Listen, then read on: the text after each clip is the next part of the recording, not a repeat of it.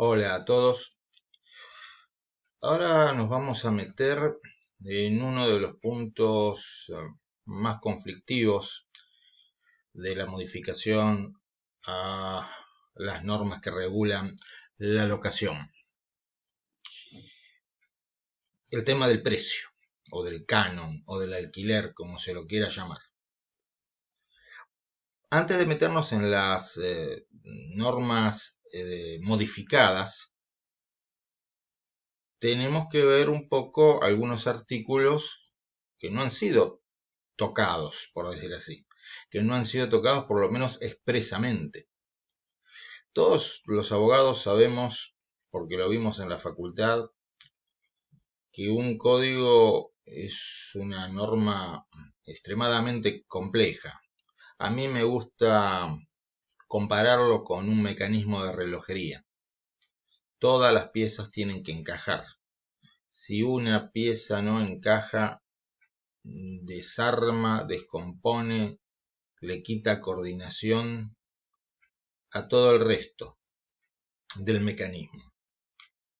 Por eso que es muy difícil tocar, modificar un código, porque no alcanza con cambiar un artículo y prestarle atención a los artículos que están cerca, sino que hay que tener en cuenta todo, todo la normativa, en este caso los 2600 artículos que tiene el código, para ver si la modificación que hacemos acá nos repercute 400, 500 o 1000 artículos a distancia, por decir así.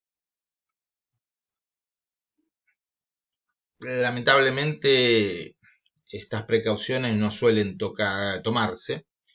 Y bueno, el anteproyecto de código, como ustedes saben, sufrió modificaciones cuando tuvo su paso por la comisión bicameral. Ahí se hicieron algunos retoques poco pensados, poco meditados, y ahora seguimos en la misma tónica. Y los abogados y los jueces, los famosos operadores judiciales, tenemos que ver qué hacemos, porque no queda otra cosa. Entonces, empecemos mirando el artículo 1187 que define el contrato de locación, que tiene una definición aparentemente sencilla. No hay contrato de locación si una parte se obliga a otorgar a otra el uso y goce temporario de una cosa a cambio del pago de un precio en dinero. A cambio del pago de un precio en dinero. Y vulgarmente se suele decir, bueno, la obligación o una de las obligaciones o la obligación principal del locatario es pagar una suma de dinero. O pagar un precio en dinero. Bueno, es lo mismo. En realidad no es lo mismo. No es exactamente lo mismo. Va a tener que entregar dinero, eso sí, va a tener que entregar dinero. Pero tenemos que ponernos a pensar qué es dinero. Lo cierto es que en el segundo párrafo de este artículo 1187 nos dice que al contrato de locación se aplica en subsidio lo dispuesto con respecto al consentimiento, precio y objeto del contrato de compraventa. Es decir, que en lo que no esté modificado, las disposiciones del Código Civil y Comercial referidas al precio en el contrato de compraventa son aplicables supletoriamente al contrato de locación.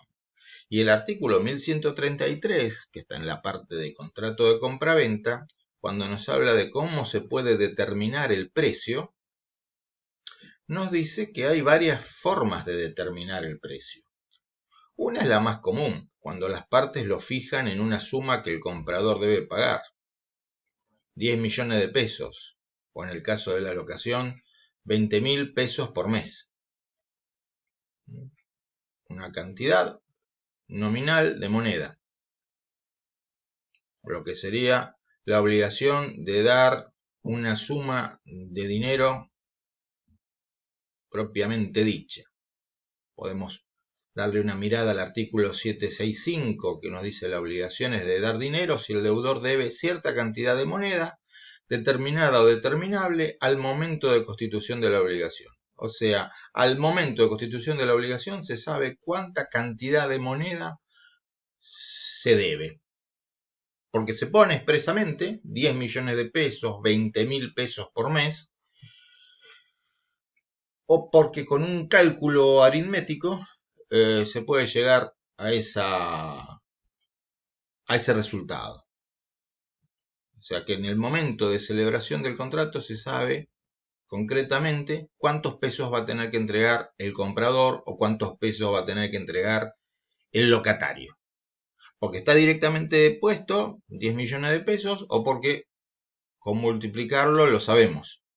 5.000 pesos por mes durante 36 meses. Entonces sé cuánto tengo que pagar por el total del periodo. Esa es una forma, pero no es la única forma de determinar el precio. También es cuando el precio se deja a determinación de un tercero. Precio determinado por un árbitro, se suele decir. Que no es común, bueno, pero no quiere decir que esté prohibido, y es más, está expresamente permitido en el código. Y esto ya en el código de Vélez también, ¿eh? O si no, cuando el precio es determinado con referencia a otra cosa cierta, Acordémonos de la definición de cosas ciertas. Son cosas absolutamente individualizadas. Entonces yo puedo obligarme a entregar una cantidad de pesos equivalente a 50.000 litros de nafta premium, estoy inventando, nafta premium, al valor de venta al público en las estaciones de servicio YPF de Morón. Entonces, individualizo la cosa el máximo posible y ese deudor no va a tener que entregar 50.000 litros o 20.000 litros, va a tener que entregar una cantidad de dinero equivalente a eso. Así que hay distintas formas de determinar el precio. En un caso, cuando el precio es determinado en una suma concreta, estamos ante una obligación de dar dinero. Pero en otro caso, no estamos ante una obligación de dar dinero, de dar una suma de dinero, una suma nominal de dinero, sino que estamos ante una obligación de dar un valor expresado en dinero. O si lo quieren de otra manera, estamos ante la obligación de entregar una cantidad de pesos equivalente al valor de, por ejemplo, 50.000 litros de nafta. No es una obligación, insisto, de dar litros de nafta, sino de entregar el equivalente al peso, el equivalente en pesos de ese valor. En los dos casos se está pagando un precio en dinero, porque lo que se va a entregar es dinero. ¿Cuánto dinero? Y a veces está, como dice el artículo 765, determinado en el momento de la obligación. 10.000 pesos, 10 millones de pesos, 12.000 pesos por mes durante 36 meses. En el momento del que se celebró la obligación, se sabe cuántos pesos se va a entregar. Y no importa la depreciación o la apreciación monetaria, se va a entregar esa cantidad de dinero. Ahí estamos ante una obligación de dar dinero propiamente dicha, donde rige el llamado principio del nominalismo, se entrega la cantidad pactada, ni más ni menos, y por lo tanto la depreciación monetaria o la apreciación monetaria van a riesgo de las partes. El deudor cumple entregando esa suma. La única excepción es la invocación de la excesiva onerosidad sobreviniente por hechos extraordinarios e imprevistos. Si no, hay que entregar la cantidad pactada. En cambio, en el otro caso, si bien es el pago de un precio en dinero, estamos ante una obligación de valor que está regulada en el artículo 772 del Código Civil y Comercial. Va a tener que entregar dinero, va a tener que entregar una cantidad de pesos. Pero, ¿cuánta? Se va a saber al momento en que se cuantifique. Por ejemplo, al momento del pago. Generalmente es al momento del pago. Ahí se va a cuantificar. Ahí ese día, el día que toca pagar, el 15 de octubre del 2020, habrá que ver qué valor tienen esos 50.000 litros de nafta a valor de venta al público en las estaciones YPF de Morón. Voy a decir cualquier cosa. 120 pesos el litro. Bueno, 120 por 50.000 es tanto, eso es lo que tengo que entregar. En los dos casos podríamos decir que estamos ante una prestación dineraria o un precio en dinero. Pero en un caso es una obligación de dar dinero y en otro caso es una obligación de dar un valor. Después el artículo 765 nos dice otra cosa que tenemos que tener en cuenta. Nos dice que si por el acto en que se ha constituido la obligación se estipuló dar moneda que no sea de curso legal en la República, la obligación debe considerarse como de dar cantidades de cosas. O sea, ¿qué se pactó, por ejemplo? Que se pague dólares. Entonces, se la va a considerar como obligación de dar cantidades de cosas. Esto no estaba en el código original, pasó, o en el anteproyecto original, fue incorporado por la Comisión Bilateral. Y el deudor puede liberarse dando el equivalente en moneda de curso legal. Entonces, si se estipuló dar moneda que no sea de curso legal, la obligación debe considerarse como de dar cantidades de cosas. Esa terminología no existe en el nuevo código, ha sido reemplazada por obligaciones de género. Pero lo más interesante es, el deudor puede liberarse dando el equivalente en moneda de curso legal. Y ahora vamos a ver qué nos dice la reforma sobre este tema del precio, tanto para las locaciones con destino habitacional como para las locaciones con otro destino. Bueno, ¿y qué nos dice la nueva ley sobre el tema del precio? Y acá nos tenemos que ir al artículo 14 de la ley, porque como les había dicho en el anterior video, la ley no solamente modifica artículos del Código Civil, sino que tiene artículos propios, digamos así. Y por eso tenemos que ir a este artículo 14, que no reemplaza ni se incorpora al Código Civil, aunque perfectamente se podía haber hecho, sino que es un artículo exclusivo, digamos así, de la ley 27.551,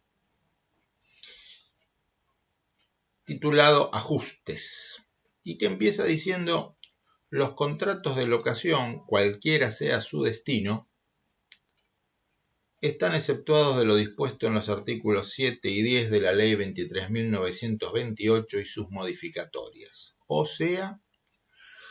sea que la prohibición de indexar contenida en estos artículos 7 y 10 de esta ley no rige para estos contratos. Porque esos artículos 7 y 10 de la ley 23.928, la en su momento llamada ley de convertibilidad, siguen vigentes, aunque cada vez con más excepciones, y ahora se le agregó esta excepción. Esos artículos establecen el llamado principio de nominalismo. El deudor de una suma de dinero, el deudor de una obligación de dar dinero, cumple entregando la suma nominalmente pactada y está prohibido cualquier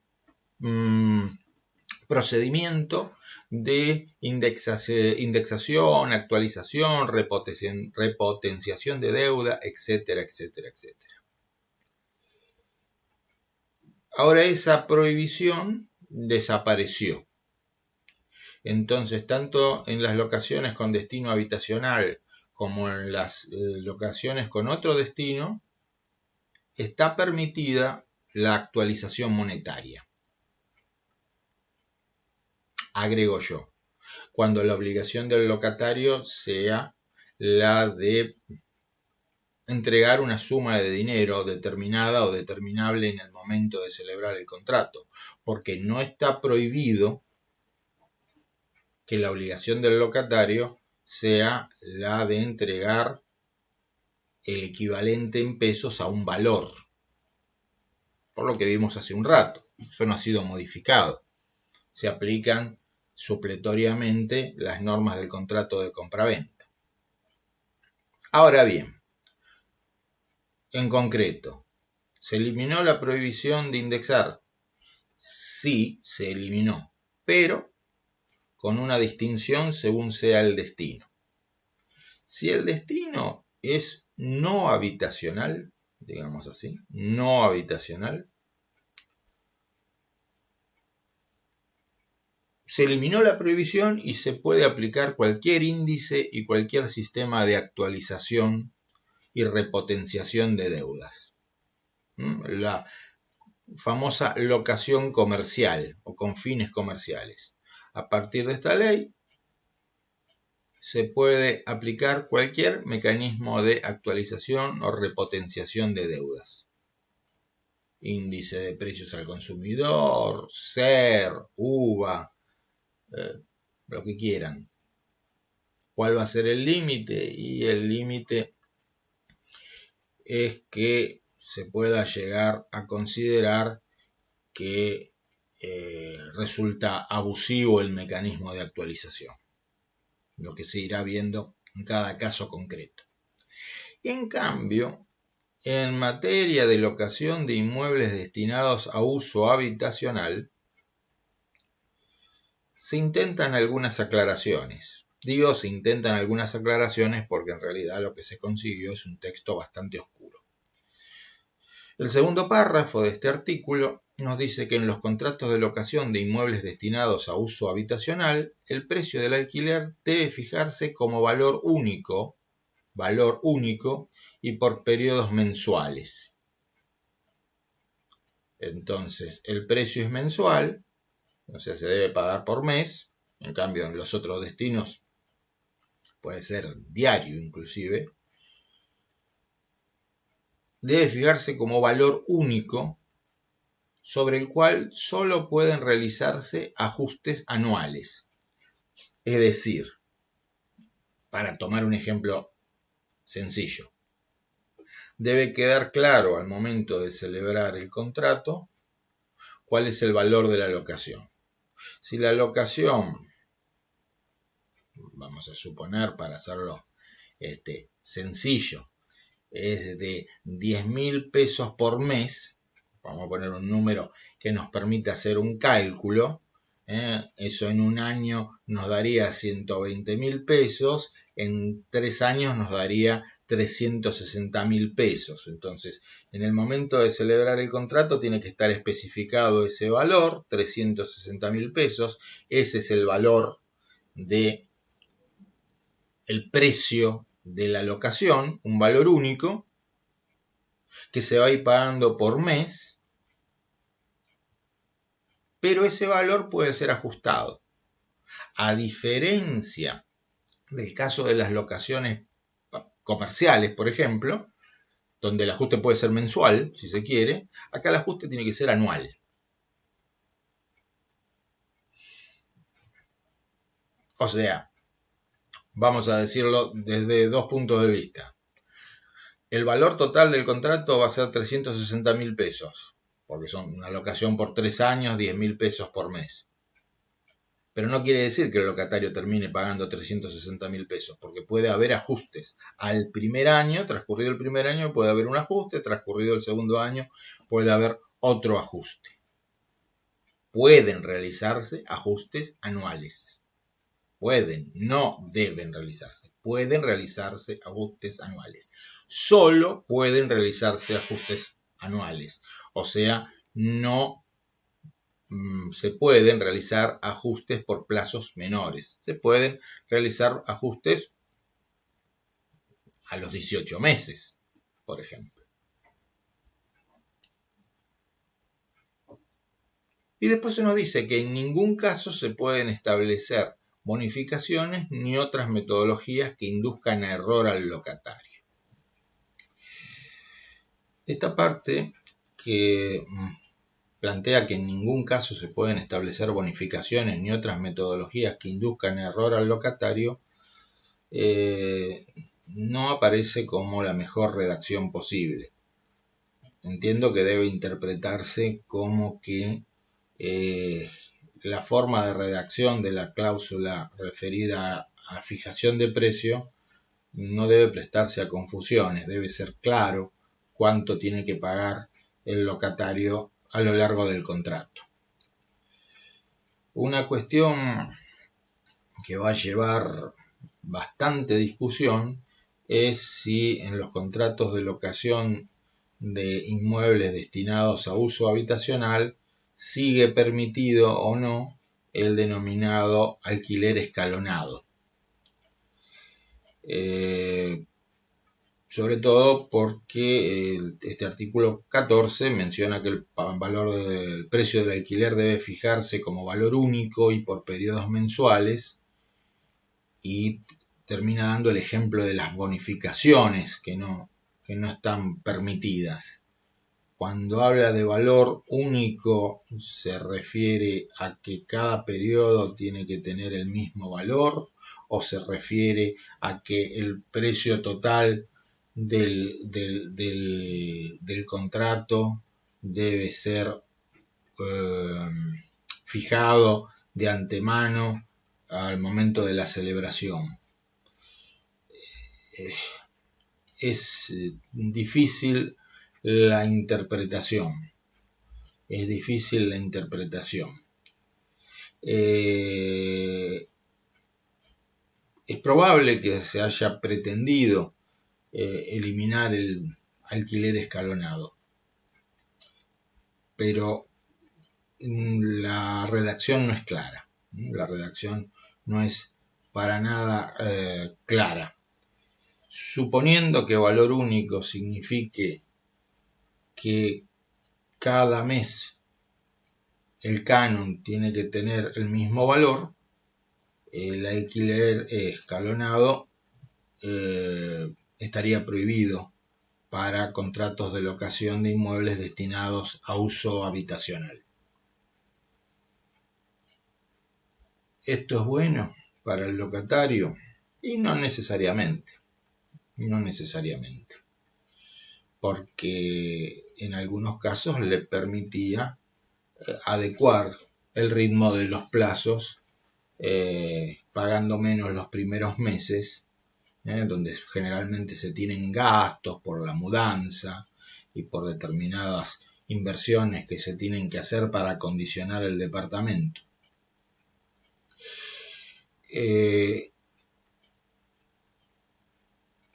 Entonces, la metodología sería que ese valor único puede ajustarse anualmente y mediante un índice. ¿Qué índice? ¿Un índice que quieran utilizar las partes? No, un índice específico. Los ajustes deben efectuarse utilizando un índice conformado por partes iguales por las variaciones mensuales del índice de precios al consumidor y la remuneración imponible promedio de los trabajadores estables, RIPTE. Ese índice debe ser elaborado y publicado mensualmente por el Banco Central de la República Argentina. Entonces, locación con destino habitacional solo puede ajustarse una vez por año y con la aplicación de un índice específico. Este índice, que es un promedio de precios al consumidor y de las remuneraciones salariales. ¿Es buena la solución? Se pretende con esto proteger al locatario, eso es indudable. Pero el efecto en una economía altamente inflacionaria puede ser que una vez por año se produzcan fuertes aumentos en el precio del alquiler en lugar de ir aumentándolo gradualmente. Es que el problema inflacionario no se resuelve por ley. Entonces, todas estas regulaciones pueden ser muy bien intencionadas, pero se van a dar de cabeza con la depreciación monetaria. La depreciación monetaria no se puede solucionar por ley. Si se pudiera solucionar por ley, mejor dicho, las consecuencias de la depreciación monetaria no se pueden solucionar por ley. Si se pudieran solucionar por ley, sería maravilloso, facilísimo ser ministro de Economía y facilísimo ser presidente de un banco central. Pues sacamos una ley, decimos el precio es este, el tipo de cambio es este y se terminó. Lamentablemente no es así. Entonces todas estas fórmulas de las que los argentinos tenemos mucha experiencia ya de décadas, pueden funcionar como paliativos en el mejor de los casos y a veces ser peores remedios que la enfermedad. Entonces, prohibición de indexar desapareció. Para inmuebles con destino no habitacional, libertad absoluta, esa sería la regla. Después, cuando se judicialice, se verá si se incurrió en un ejercicio abusivo del derecho. Y para los contratos de locación de inmuebles destinados a uso habitacional, una serie de restricciones. Se puede ajustar anualmente, no se puede ajustar en plazos menores al anual y se tiene que utilizar un índice. ¿Y qué pasa si no se cumple? Y esta es una norma de orden público, así que se lo tiene por no escrito. Y por lo tanto, el locatario no tiene que pagar ese precio aumentado, sino el precio inicial de la locación. Es decir, si en el contrato se había pactado, un contrato de locación de inmuebles con destino habitacional, se había pactado que se ajustaba por el índice de precio del consumidor mes a mes y el precio inicial de la locación era 10.000 pesos, esa cláusula de ajuste se tiene por no escrita. ¿Y cuánto tiene que pagar el locatario? 10.000 pesos. Y si el locador no lo acepta, lo va a poder consignar, con las particularidades que vamos a ver en otro video respecto de la consignación. Ahora, ¿esto es el precio del alquiler? Sí, esto es el precio del alquiler con un agregado. Porque el artículo 1208, que no ha sido modificado, nos dice que la prestación dineraria a cargo del locatario se integra con el precio de la locación y toda otra prestación de pago periódico asumida convencionalmente por el locatario, o sea, el precio del alquiler más otras cargas que el locatario asume. Para el cobro de todo este monto se concede vía ejecutiva. Esto no ha sido modificado, estamos viéndolo lo que dice el Código Civil y Comercial. La falta de convención, el pago debe ser hecho por anticipado, si la cosa es mueble se tiene que pagar de contado, si es inmueble por periodo mensual. Y vimos que si es locación con destino habitacional no se puede pactar otra cosa, es mensual. Si es locación con otro destino, se puede pactar otra cosa. Si no se pacta nada, es mensual. Entonces, ¿qué tiene que pagar el locatario? El canon y las cargas, lo que podríamos llamar las cargas. Antes de meternos en las cargas, una pregunta que algunos están haciendo. ¿Se puede fijar el precio de alquiler en dólares? ¿Está prohibido? No está prohibido. ¿Está expresamente mencionado? Tampoco está expresamente mencionado. Pero al no estar prohibido, debemos concluir en que se puede fijar el precio del alquiler en dólares. Sin embargo, no dudo que con esta modificación, sobre todo a partir de esta modificación, se genere una discusión que va a terminar en la jurisprudencia. Si me piden mi opinión por lo que pudiera valer, entiendo que es aplicable el artículo 765. Porque, por lo que estuvimos diciendo, la obligación del locatario puede ser una obligación de dar dinero propiamente dicho o una obligación de dar un valor expresado en dinero.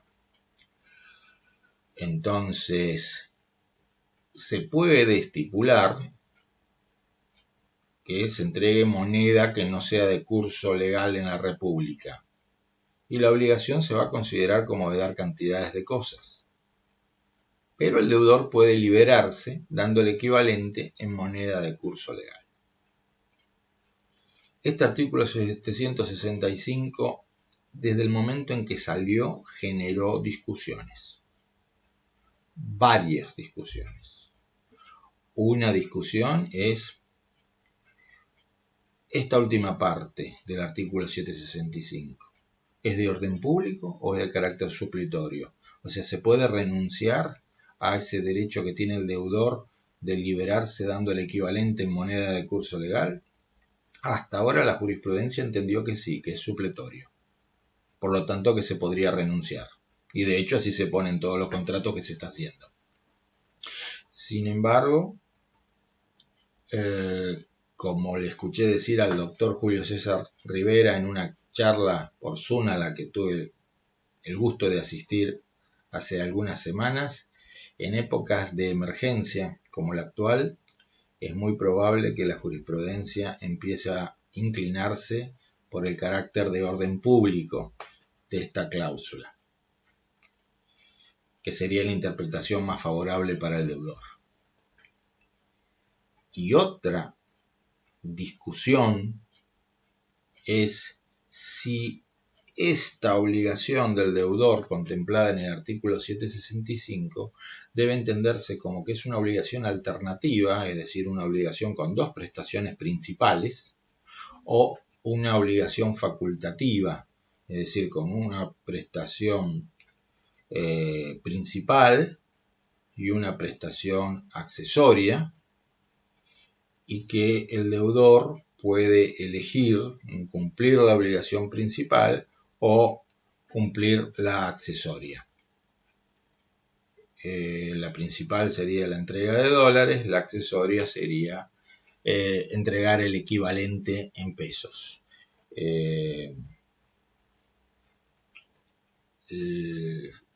La concepción de que se trataría de una obligación de carácter facultativo es la más beneficiosa para el deudor, porque si la obligación principal se hace imposible, de hecho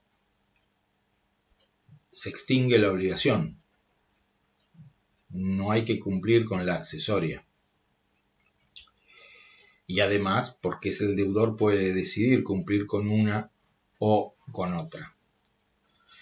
Hay un artículo que escribí hace unos años sobre obligación de dar moneda extranjera, que lo voy a compartir con ustedes. Les puede servir para ilustrar esta cuestión. Entonces, ¿el contrato de locación puede hacerse en dólares? Entiendo que sí.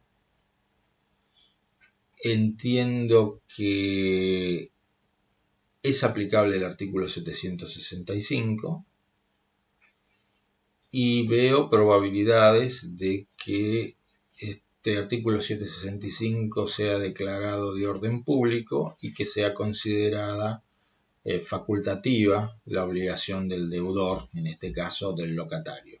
Sin embargo, más allá de mi opinión personal, va a ser la jurisprudencia la que resuelva este tema. ¿Por qué? por la deficiente regulación que ya teníamos en el Código Civil y Comercial y que ahora ha empeorado con estos agregados que efectúa la ley 27.551, que evidentemente estaba pensando el legislador en alguien que paga pesos, no paga dólares. Pero bueno, si no hubiera querido que se hicieran contratos de locación en dólares, tendría que haberlo prohibido expresamente, si es que considera que eso es un remedio, ¿no? Pero dejarlo en esta nebulosa es lo peor que puede ocurrir. Y entonces decíamos que además del precio, el locatario debe hacerse cargo, valga el juego de palabras, de determinadas cargas. Vamos a ver el artículo 1209, modificado por la ley 27.551, y el viejo artículo, el artículo del Código Civil y Comercial. Empecemos por el régimen que ha sido modificado. Y siempre acuérdense, esta ley rige para los contratos que se celebren a partir de la entrada en vigencia, o sea que ambos regímenes coexisten. Entonces, si tenemos un contrato en curso de ejecución, hoy por hoy, que fue celebrado, en el año 2019, rige este artículo 1209, el que está abajo en la diapositiva y que dice que el locatario tiene a su cargo el pago de las cargas y contribuciones que se originen en el destino que dé a la cosa locada. Que se originen en el destino que dé a la cosa locada. Por ejemplo, si es una habilitación comercial, tiene que pagar alguna contribución o tasa por el comercio que está explotando. Esa tasa o esa contribución es a cargo del locatario. No tiene a su cargo el pago de las cargas que graven a la cosa, excepto pacto en contrario. O sea, no tendría por qué pagar el impuesto inmobiliario, pero se podría pactar en contrario. ¿Dice algo respecto de las expensas? No dice nada expresamente respecto de las expensas. Es muy común hoy día que en las locaciones el locatario tome a su cargo el pago de las expensas comunes, tanto las ordinarias como las extraordinarias.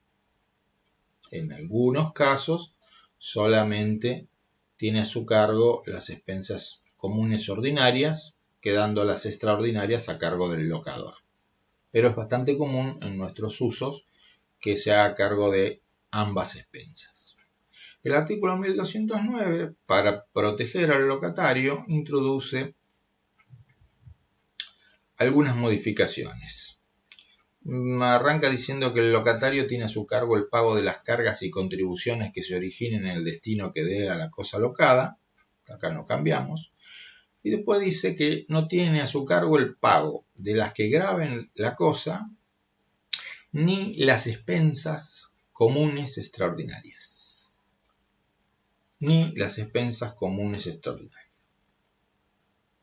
¿Esto es de orden público? Lo vamos a entender con lo que sigue. Solo pueden establecerse que estén a cargo del locatario aquellas expensas que deriven de gastos habituales, entendiéndose por tales aquellos que se vinculan a los servicios normales y permanentes a disposición del locatario, independientemente de que sean considerados como expensas comunes, ordinarias o extraordinarias. Bueno, vamos a empezar por lo que se entiende. Por lo que se entiende, a diferencia del artículo 1209 texto original del Código Civil y Comercial, es de orden público que no tiene a su cargo el pago de las cargas que graven la cosa, porque no se puede pactar en contrario. A diferencia del 1209 que permite el pacto en contrario, en ese aspecto, pago de las cargas que graben la cosa, acá desapareció el excepto pacto en contrario, así que debemos entender que es una disposición imperativa. No tiene a su cargo el pago de las cargas que graven la cosa. Va a ser todo un problema de interpretación, saber cuáles son todas las cargas que graban la cosa. El impuesto inmobiliario es claro que es una carga que grava la cosa.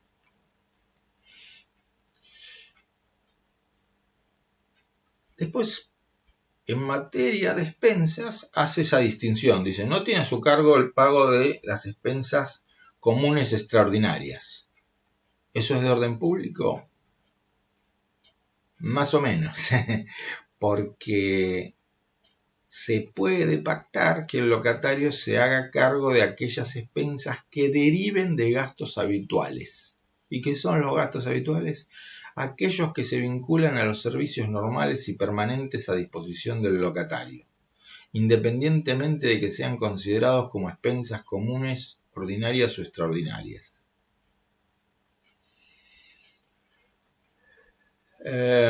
Hay que arreglar una cañería. El consorcio tiene que reparar una cañería. Se rompió. Una cañería de agua o una cañería de gas. O tiene que arreglar una parte del cableado de la luz. Interno me refiero. ¿Es un gasto habitual? ¿Se vincula a los servicios normales y permanentes a disposición del locatario?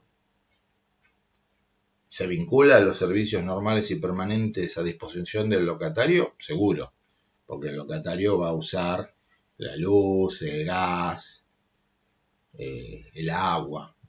Son los servicios normales y permanentes a disposición del locatario. ¿Pero es un gasto habitual?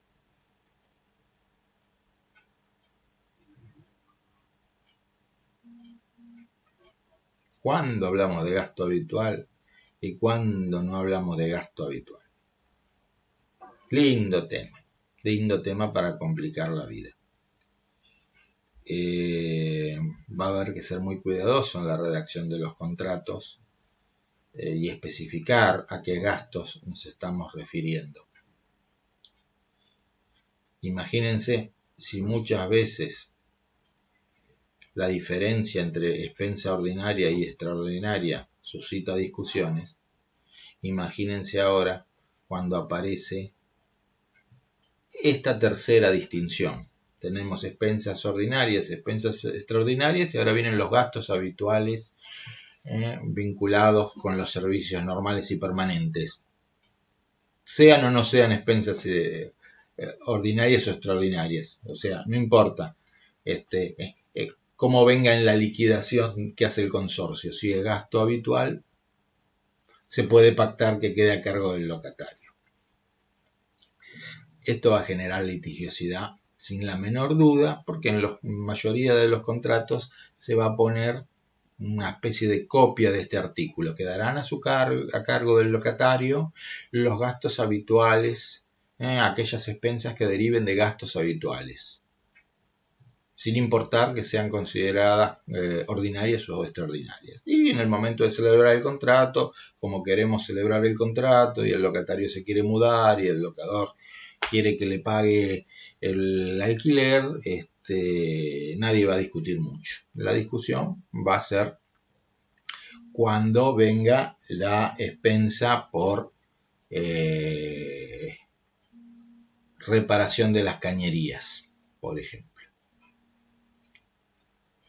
Bueno, espero que se haya entendido lo que puede entenderse de una ley que tiene varios defectos de redacción. Seguiremos interpretándola y analizándola en sucesivos videos. Muchas gracias.